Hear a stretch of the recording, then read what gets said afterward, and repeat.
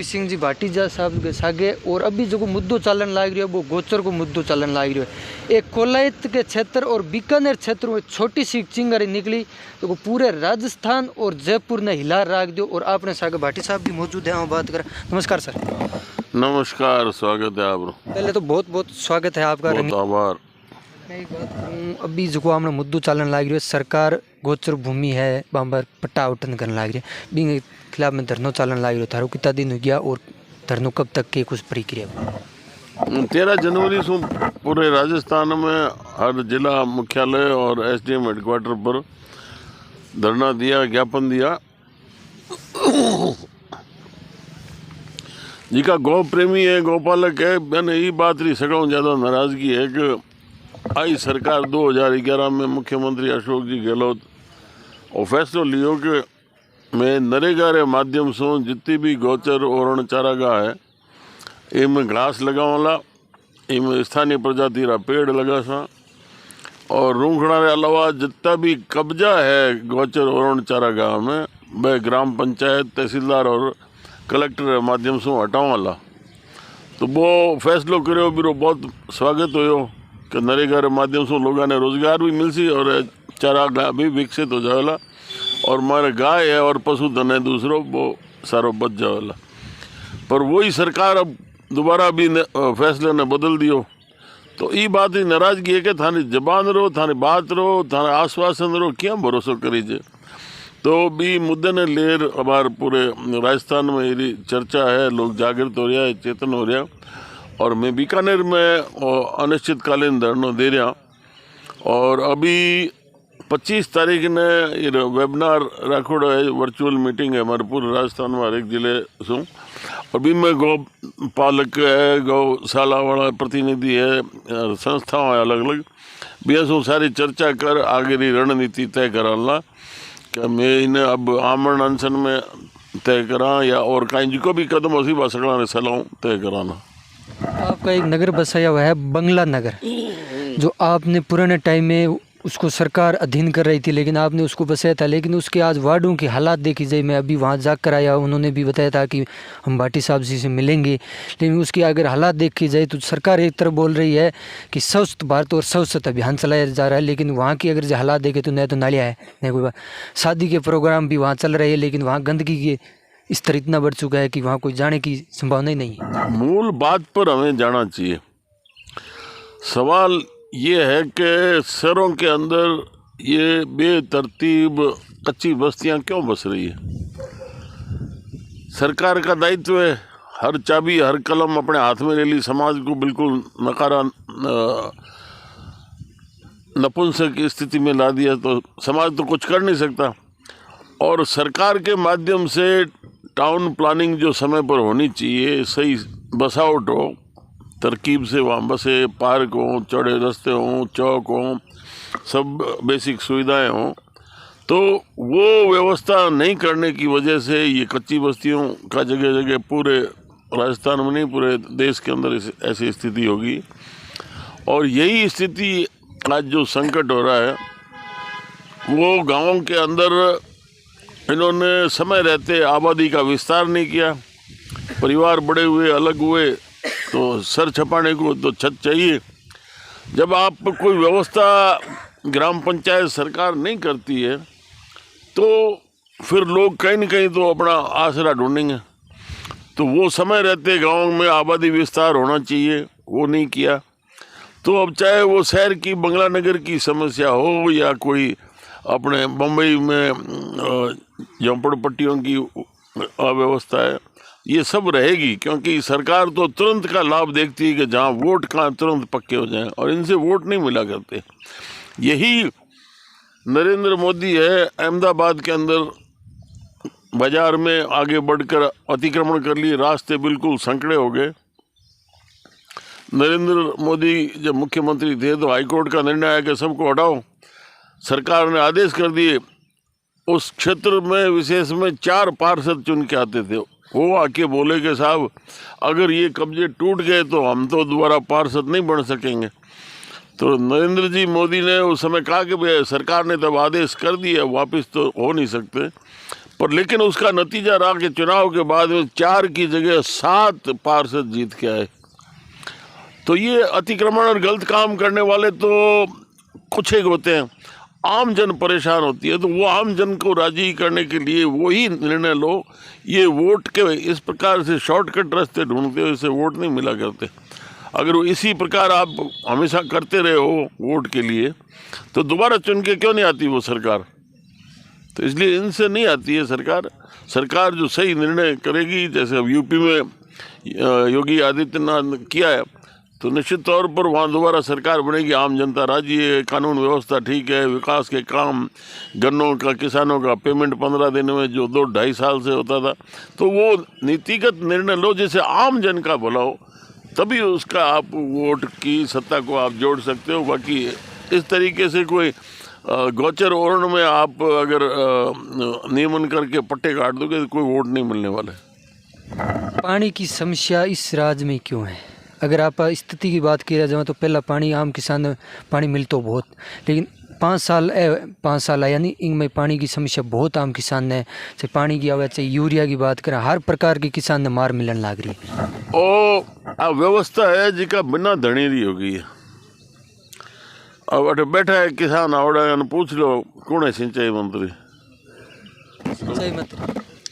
सिंचाई मंत्री देख लो, आपने देखा हुआ है क्या कहें? सिंचाई मंत्री बताइए सर आप। जाने कौन है? जाने इनको अब सिंचाई मंत्री किसानों के बीच आए, जब अखबार में खबर छपे, पता लगे सिंचाई मंत्री, तो कोई मेरे ख्याल से 10 वर्ष हो गए होंगे लोगों ने कोई दर्शन किए हुए आए यहाँ लोगों के बीच। जब आप पीड़ा के पास नहीं जाओगे तो समस्या को समझ नहीं सकते और रास्ता नहीं बना सकते। अब लोग भी जाके कहाँ रोएं, कोई सुनने वाला नहीं। तब फिर वो आंदोलन का रूप लेता है, फिर वो घड़साना बनता है जहाँ बेकसूर किसान 6 मारे जाते हैं। तो ये पानी की समस्या तो दिनों दिन बिगड़ेगी, क्योंकि बिना धनी बिना मालिक का ये व्यवस्था हो गई। भ्रष्टाचार पर आपकी क्या राय? भ्रष्टाचार की राय नहीं, देखिए यही केंद्र में यूपीए सरकार थी, हर महीने कोई न कोई 1 लाख करोड़ का, 4 लाख करोड़ का, 6 लाख करोड़ का गबन घोटाले आते थे। और वही अब नरेंद्र मोदी की सरकार है, वो खुद भ्रष्टाचार नहीं करते, भ्रष्टाचार को बढ़ावा नहीं देते, तो किसी मंत्री की हैसियत नहीं, और वो नहीं है तो फिर वो नीचे वालों को भी नहीं करने देते। तो ये रास्ता तो ऊपर से बनता है। कोई यहाँ अगर कोई किसी बाबू को पकड़ लो और कोई सिपाही को पकड़ लो, उससे कोई भ्रष्टाचार खत्म थोड़ी होता है। तो वो व्यवस्था मूल रूप से बीमारी ये है कि इसके ऊपर जो नेतृत्व है ऊपर से, जो वो वहाँ से व्यवस्था सुधारे, जब ही व्यवस्था सुधर सकती है। आपने सर एक डायरी लिखी थी, नुक्सा डायरी, आपकी एक जो डायरी है नुक्सा वाली, उसका क्या कुछ राज है?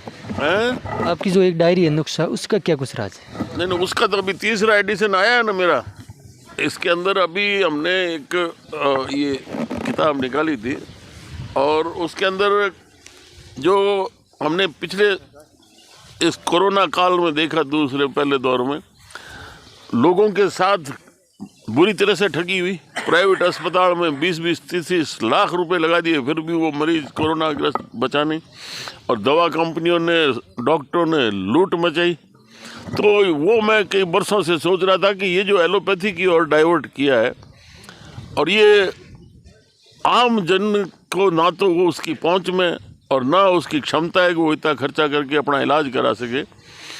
और जितना भी केंद्र सरकार का, राज्य सरकारों का बजट होता है, उसमें 96% बजट सिर्फ एलोपैथी को देते हैं।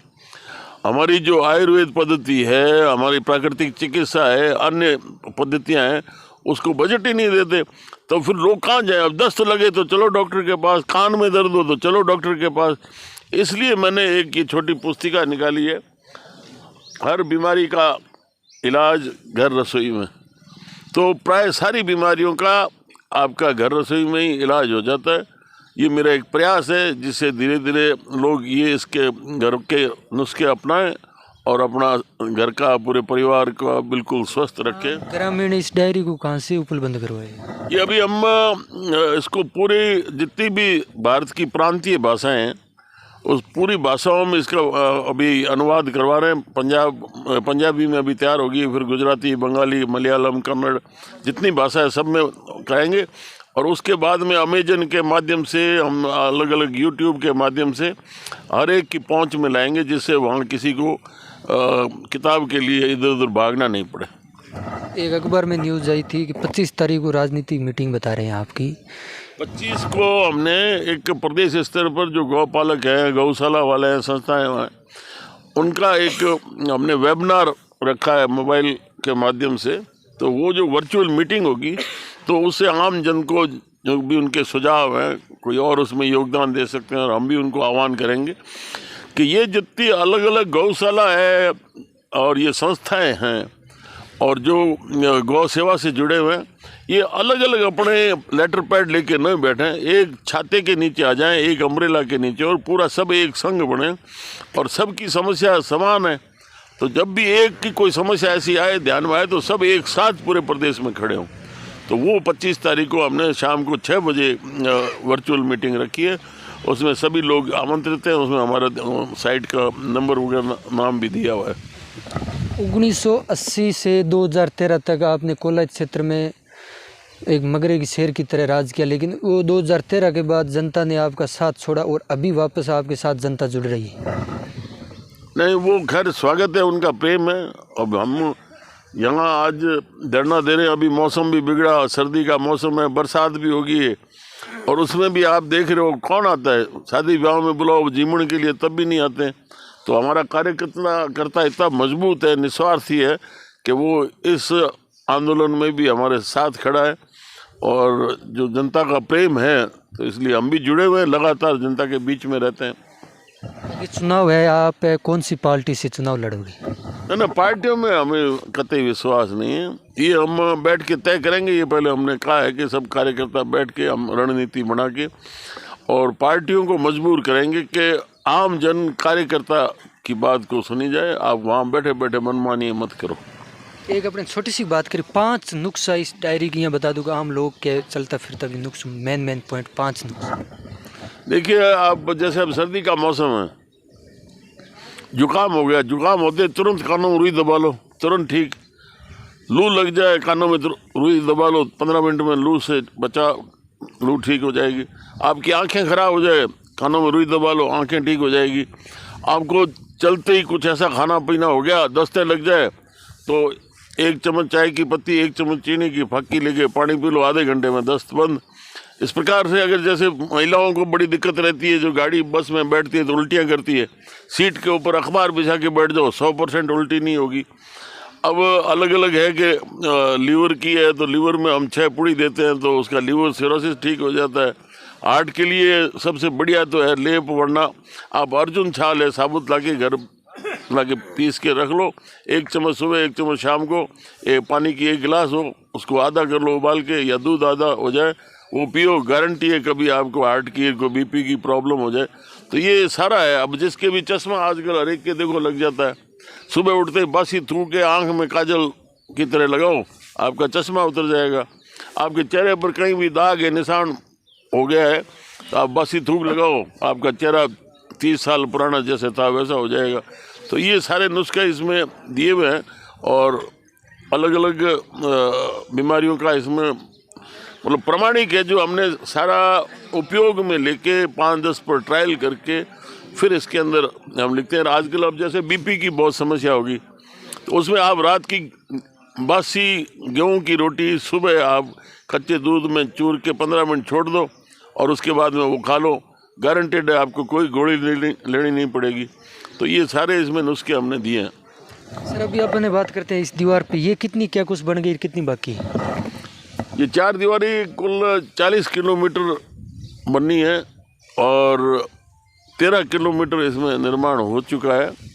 1 किलोमीटर की लंबाई में एवरेज 20 लाख रुपया खर्चा आता है। खूब लोग सेव कर रहे हैं।